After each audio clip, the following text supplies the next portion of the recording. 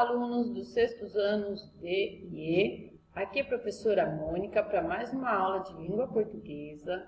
Nós estamos na semana do dia 9 de agosto a 13 de agosto.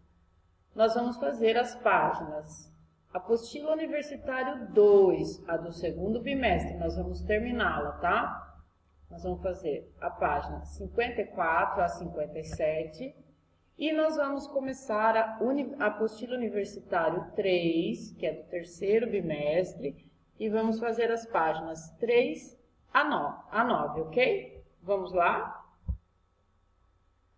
Nossa apostila 2, nessas páginas aí, termina, ela tem um poema, vejam. Vocês vão ler aí o poema, que se chama Um Novo Pai, que é da Thaís da Silva. E aí vocês vão para explorando o texto, responder as questões sobre o poema, tá? Tudo aqui. E a gente cai no escrevendo e aprendendo, que é um pouquinho de gramática. Acentuação das proparoxítonas. E o que são, então, proparoxítonas?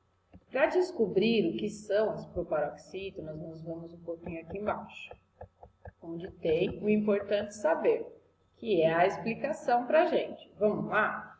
Ó, a sílaba pronunciada com mais ênfase, com mais intensidade sonora em uma palavra é chamada de sílaba tônica. É a sílaba mais forte. Pode ter acento ou não. Nessa palavra, por exemplo, tônica, a sílaba tônica é o to, tá? É a mais forte. Na palavra sílaba, a mais forte é o si. Quando tem acento fica fácil, né? Algumas não tem. Mas vamos lá. Para saber quais são as... Relembrar, vocês já sabem. Relembrar quais são as palavras oxítonas, paroxítonas e as proparoxítonas. E nós vamos saber a acentuação das proparoxítonas. A tonicidade silábica pode cair sobre a última, a penúltima ou a antepenúltima sílaba. Se a sílaba tônica, ó, a forte, for a última, a palavra será chamada de oxítona, ó. Sofá, a última aqui, ó.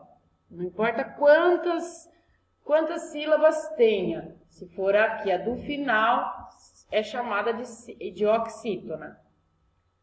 Se a sílaba tônica for penúltima, a palavra será chamada de paroxítona. Veja, remédio, ó, penúltima, essa aqui é a última. Então, paroxítona quando a penúltima for a mais forte. E se a sílaba tônica for a antepenúltima, a palavra será chamada de proparoxítona, ó. Número, última, penúltima e antepenúltima. Ah, mas tem mais letras, não tem problema. É sempre essas três aqui. Eu vou analisar se está na última, na penúltima ou na antepenúltima. Então, por exemplo, a palavra sílaba, aqui ó, está na antepenúltima. Ela é uma proparoxítona, tá certo? Então, é assim que se classifica em oxítona, paroxítona e proparoxítona. Então, aí vocês vão voltar aqui, ó, para responder na página 55, já sabendo o significado aí, e vão responder aqui o exercício 2 e o 3, 4 e 5, tá certo? E vocês vão terminar aqui a apostila, depois eu vou mandar a correção. Na página 57, vocês fazem até o exercício número 5. Tudo bem? Continuando, nós vamos para a próxima apostila. Nós vamos mudar de apostila, hein? Nós vamos para a 3 agora. A apostila 3 inicia assim: Aprendendo com a sabedoria popular. Histórias de amor. O tema aí, tá? Mas vai falar mais sobre a amizade. Por exemplo, esse poema que vocês vão ler no começo se chama Amizade Sincera.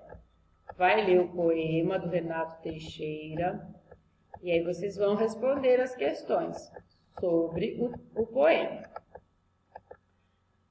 E aí nós já vamos cair em outro texto. tá? Hora da leitura.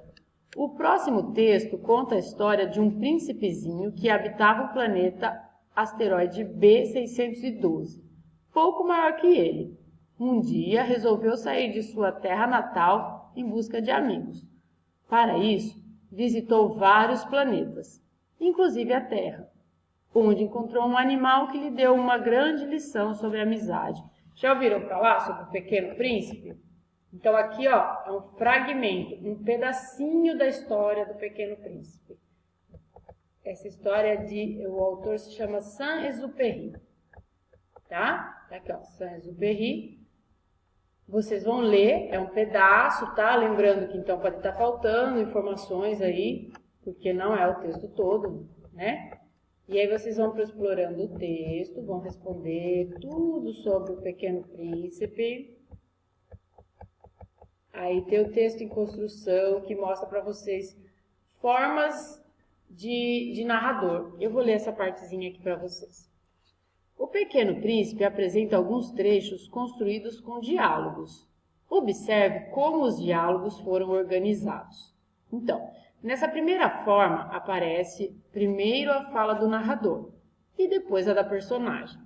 Veja, após uma reflexão, acrescentou: que quer dizer cativar? Então, nesse exemplo, o narrador anuncia a fala da personagem empregando um verbo, acrescentou. Os dois pontos indicam que logo após o verbo acrescentou, aparecerá a fala da personagem, né? Tá aqui, ó. Os dois pontos indicam a fala. E o travessão que introduz a fala do príncipe. Então, é uma forma de diálogo. Nesta segunda forma, a fala do narrador aparece no meio da fala da personagem. Então, os homens, disse a raposa, têm fuzis e caçam. Então, aqui, ó, a fala do narrador aparece no meio da fala da personagem, separada por dois travessões. Aí tem umas perguntinhas sobre isso aqui, ó, para vocês responderem. Até aqui a produção de texto, tá bom? Não precisa fazer a produção de texto. Vocês param na pergunta número 2 da página, deixa eu ver a página aqui, 9, tá certo? E aí termina a nossa aula dessa semana, nossas aulas da semana, tá certo? Qualquer dúvida eu estou à disposição, pode me mandar no privado. Depois que terminarem também me manda a foto das atividades, tá certo? Espero tê-los ajudado, bons estudos, um beijo, até a próxima e fiquem com Deus.